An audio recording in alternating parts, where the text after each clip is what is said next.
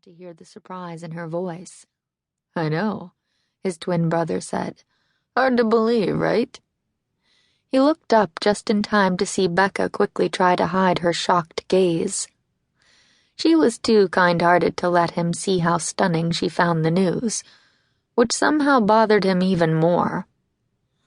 Okay, maybe he had a bit of a reputation in town, most of it greatly exaggerated, as a bit of a player. Becca knew him by now. She should know how silly it all was. "When was this?" she asked with interest.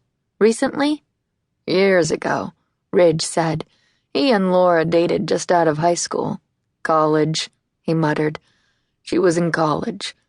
Okay, she had been a freshman in college, but she wasn't in high school, damn it. That point seemed important somehow.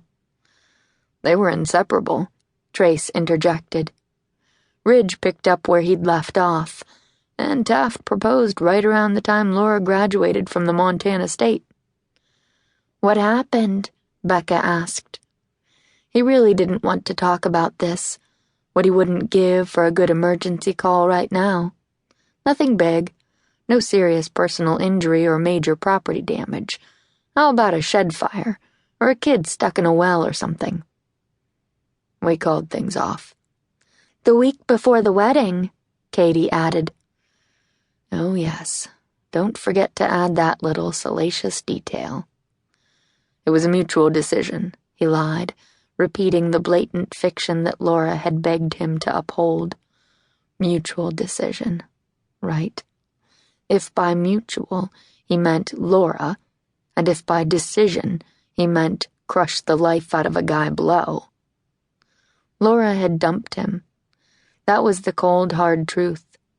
A week before their wedding, after all the plans and deposits and dress fittings, she had given him back his ring and told him she couldn't marry him. "Why are we talking about ancient history?" he asked. "Not so ancient anymore," Trace said. "Not if Laura's back in town." He was very much afraid his brother was right.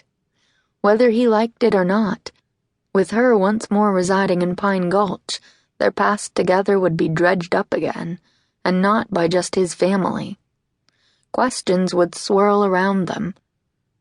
Everybody had to remember that they had been just a few days away from walking down the aisle of the little church in town when things ended and Laura and her mother sent out those regrets and made phone calls announcing the big celebration wasn't happening.